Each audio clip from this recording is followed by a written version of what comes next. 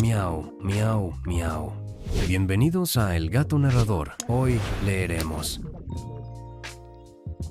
Mi hermano mayor me hizo creer que era adoptado para alejarme de la herencia, pero descubrió que el adoptado era él. Supongo que debería comenzar diciendo que toda mi vida creí que era adoptado. Durante 25 años viví con esa mentira grabada a fuego en mi mente, cortesía de mi hermano mayor Ricardo. Lo que nunca imaginé es que al final, el adoptado resultó ser él. Para dar un poco de contexto, mi nombre es Mateo y trabajo como mecánico en un taller del centro de la ciudad. Mi vida siempre ha sido bastante simple. Levantarme temprano, ensuciarme las manos con grasa de motor y regresar a casa cada noche con el bolsillo lleno de billetes arrugados. Nunca me importó mucho el negocio familiar que manejaba mi padre Eduardo Mendoza, una empresa de construcción que había crecido considerablemente a lo largo de los años. Para mí, esa era cosa de Ricardo, mi hermano mayor, quien desde pequeño se había posicionado como el heredero natural. El problema es que Ricardo me había convencido desde niño de que yo no tenía derecho a nada de eso, porque era adoptado.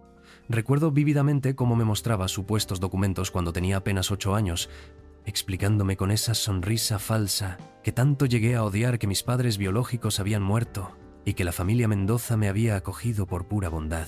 Me decía que debería estar agradecido de tener un techo y comida, pero que nunca debería olvidar mi lugar en la familia. Durante años me lo creí. ¿Cómo no iba a hacerlo?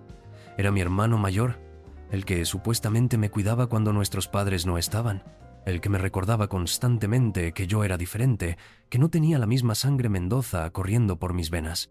Crecí sintiéndome como un extraño en mi propia casa, agradecido por las migajas de afecto que recibía. El día que cambió todo, comenzó de la manera más ordinaria posible. Estaba bajo el capó de un Chevrolet del 98, tratando de identificar por qué hacía ese ruido metálico tan extraño cuando mi teléfono comenzó a sonar insistentemente. Normalmente hubiera ignorado la llamada, pero algo en la persistencia del timbre me hizo detenerme. Me limpié las manos en el overol y contesté. Era la voz entrecortada de mi tía Carmen. Me dijo que tenía que ir inmediatamente al hospital, que papá había sufrido un infarto y estaba muy grave. La llave inglesa que tenía en la mano se me escapó y cayó al suelo con un estruendo metálico que aún resuena en mi memoria. En ese momento, el mundo se detuvo completamente. Manejé hacia el hospital como un loco, con el corazón latiendo tan fuerte que pensé que también me daría un infarto. Durante todo el trayecto no pude evitar pensar en que, quizás, esta sería la última vez que vería a papá con vida y que probablemente ni siquiera tendría derecho a estar en su funeral como un hijo real. Al llegar al hospital, me encontré con Ricardo en la sala de espera. Mi hermano mayor me recibió con esa mezcla de condescendencia y falsa preocupación que ya conocía tan bien. Me dijo que no pensaba que vendría después de todo, considerando que yo sabía que no era realmente parte de la familia. En ese momento, mientras observaba cómo actuaba como el único hijo legítimo frente a los médicos y familiares presentes, revivieron en mi mente años y años de manipulación psicológica. Me sentí tan fuera de lugar que decidí refugiarme en la cafetería del hospital. Ahí me quedé, recordando fragmentos de mi infancia donde Ricardo me había mostrado esos supuestos documentos que probaban mi adopción. Observaba a las familias reunidas, todas unidas por el dolor de tener a un ser querido enfermo, y yo me sentía como un impostor que no tenía derecho a estar ahí. Fue entonces cuando una enfermera llegó a la cafetería llamando específicamente a los hijos de Eduardo Mendoza. Tanto Ricardo como yo respondimos al llamado, pero mi hermano se apresuró a corregir la situación. Le dijo a la enfermera que yo era adoptado y que él era el único hijo biológico. La enfermera nos miró con confusión y mencionó algo que me dejó helado, que nuestro padre había estado preguntando específicamente por mí. Cuando finalmente pude entrar a ver a papá, lo encontré conectado a múltiples máquinas, con cables y tubos por todas partes. A pesar de su estado, cuando me vio, sus ojos se iluminaron. Agarró débilmente mi mano y me susurró con urgencia que necesitaba decirme algo sobre Ricardo, una verdad que había ocultado durante años. Mi padre se quedó dormido antes de poder continuar hablando, dejándome ahí parado junto a su cama, observando los monitores cardíacos, con la mente llena de preguntas sin respuesta. ¿Qué verdad había estado ocultando? ¿Por qué había preguntado específicamente por mí si yo era solo el hijo adoptado? Ricardo regresó a la habitación poco después y comenzó a hablar sobre los preparativos del funeral y cómo él se haría cargo del negocio familiar. Cuando le conté sobre las palabras de papá, Las descartó inmediatamente como delirios de un hombre moribundo. Pero justo en ese momento, papá despertó súbitamente durante nuestra discusión. Con una voz mucho más firme de la que esperaba, le dijo a Ricardo que saliera de la habitación porque necesitaba hablar conmigo a solas. La expresión de shock en el rostro de Ricardo fue algo que jamás olvidaré. Era como si hubiera visto un fantasma. Una vez que estuvimos solos, papá tomó mis manos entre las suyas y me pidió perdón por años de silencio. Me explicó calmadamente que había guardado un secreto terrible durante décadas para proteger a la familia. Comenzó a revelarme la historia real. Cuando Ricardo tenía 4 años, sus padres biológicos habían muerto en un accidente automovilístico. La familia Mendoza lo había adoptado oficialmente, pero mantuvieron los documentos sellados para protegerlo del trauma. Mientras me contaba esto, papá sacó una pequeña llave dorada de debajo de su almohada del hospital. Me dijo que en su caja de seguridad del banco estaban todos los documentos de adopción de Ricardo. Me miró directamente a los ojos y me dijo algo que cambió mi vida para siempre, que yo era su único hijo biológico y que Ricardo me había mentido todos esos años. Me quedé en silencio durante varios minutos, tratando de procesar la revelación devastadora. Me quedé mirando esa pequeña llave dorada mientras papá descansaba, intentando asimilar que toda mi vida había sido una mentira construida meticulosamente por Ricardo.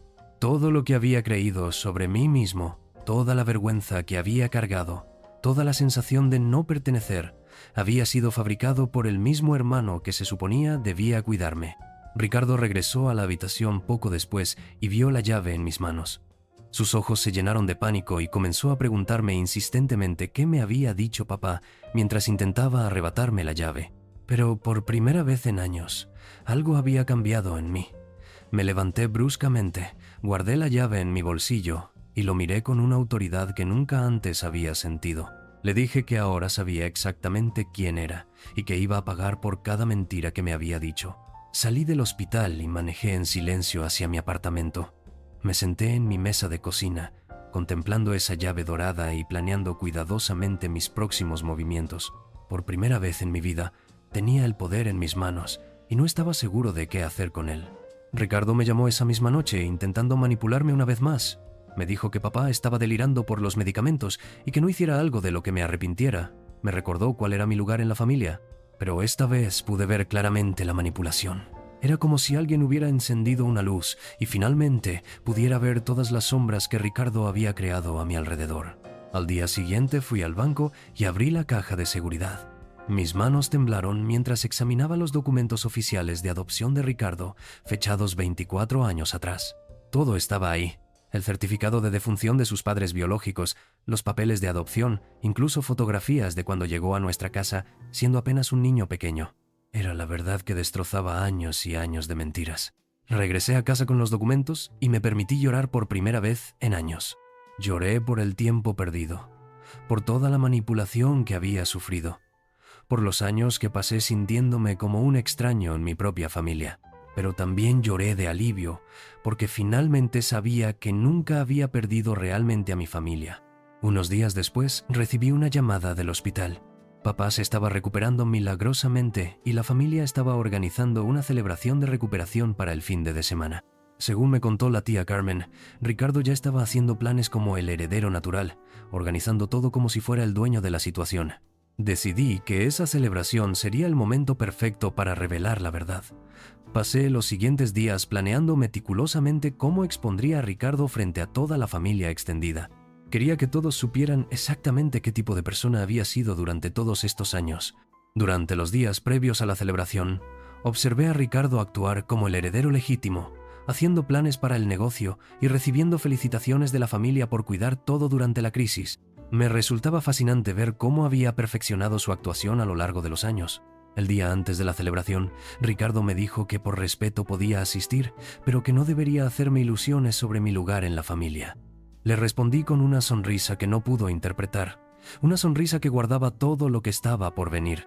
La noche de la celebración llegó finalmente. Entré a la casa familiar con los documentos en un sobre sellado, sintiendo una mezcla de nervios y determinación que nunca antes había experimentado. Vi a Ricardo recibiendo abrazos y felicitaciones de tíos, primos y familiares que no había visto en meses, completamente ajeno a lo que estaba por suceder. La celebración estaba en pleno apogeo cuando Ricardo tomó el micrófono para hacer un brindis. Habló sobre la responsabilidad de ser el único heredero y sobre cuidar el legado familiar. Mientras lo escuchaba pavonearse frente a todos, supe que había llegado el momento perfecto. Me levanté calmadamente y le pedí el micrófono. Con toda la familia presente, comencé diciendo que había algo que todos debían saber sobre quién era realmente el heredero de esta familia. Saqué el sobre con los documentos mientras Ricardo palidecía completamente. Un silencio pesado llenó la habitación mientras desplegué los documentos de adopción de Ricardo. Los familiares se acercaron para examinarlos, murmurando entre sí con incredulidad. Algunos no podían creer lo que estaban viendo. Otros comenzaron a conectar las piezas de comportamientos extraños que habían notado a lo largo de los años. Ricardo intentó negar todo desesperadamente, acusándome de haber falsificado los documentos. Pero papá, que había llegado a la celebración en silla de ruedas, confirmó con voz clara que era verdad. Dijo que Ricardo había sido adoptado cuando tenía 4 años y que había mantenido el secreto para protegerlo. La reacción de la familia fue inmediata y devastadora para Ricardo. La tía Carmen gritó que nos había mentido durante años y que me había hecho creer que era adoptado.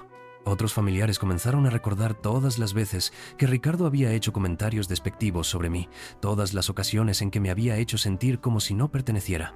Ricardo se desplomó en una silla, completamente destruido psicológicamente. Los familiares comenzaron a retirarse de la celebración, dirigiendo miradas de desprecio hacia Ricardo. Observé a mi hermano adoptivo sollozar en silencio, completamente roto y solo. En ese momento, a pesar de todo lo que me había hecho, no pude evitar sentir una mezcla de satisfacción y compasión. Me debatí internamente entre la satisfacción de la venganza cumplida y la compasión hacia el hombre destrozado que tenía frente a mí. A pesar de todo, Ricardo había sido mi hermano durante la infancia. Había jugado conmigo. Me había enseñado a andar en bicicleta. Habíamos compartido la misma casa durante años antes de que sus mentiras lo corrompieran. En el momento más inesperado, incluso para mí mismo, me acerqué a Ricardo y le extendí la mano. Le dije que, aunque había sido adoptado, eso no significaba que no fuera familia. Le propuse que si quería reconstruir nuestra relación basándola en la honestidad, podríamos intentarlo juntos. La habitación quedó completamente en suspenso. Ricardo, con lágrimas en los ojos, aceptó mi mano. Ambos nos abrazamos mientras papá sonreía desde su silla de ruedas. Fue un momento extraño y emotivo, porque a pesar de todo el dolor que había causado, seguía siendo el niño de 4 años que había llegado a nuestra casa sin padres. Han pasado 6 meses desde esa noche. Ricardo trabaja humildemente en el taller conmigo, aprendiendo el oficio de mecánico y reconstruyendo lentamente la confianza familiar. Yo he asumido mi lugar como heredero legítimo del negocio de construcción, pero sin perder mi humanidad en el proceso. Papá se ha recuperado completamente y a menudo nos visita en el taller, orgulloso de ver a sus 2 hijos trabajando juntos. La familia ha aprendido que la verdadera fuerza está en la honestidad y el perdón, no en las mentiras y la manipulación. A veces me pregunto qué hubiera pasado si papá no hubiera tenido ese infarto, si nunca me hubiera dado esa llave dorada. Probablemente seguiría viviendo esa mentira, sintiéndome como un extraño en mi propia vida. Pero supongo que la verdad siempre encuentra la manera de salir a la luz, sin importar cuánto tiempo tome. Ricardo y yo todavía estamos trabajando en reconstruir nuestra relación. Hay días buenos y días difíciles, pero al menos ahora todo se basa en la verdad. Y eso, después de 25 años de mentiras, se siente como un milagro.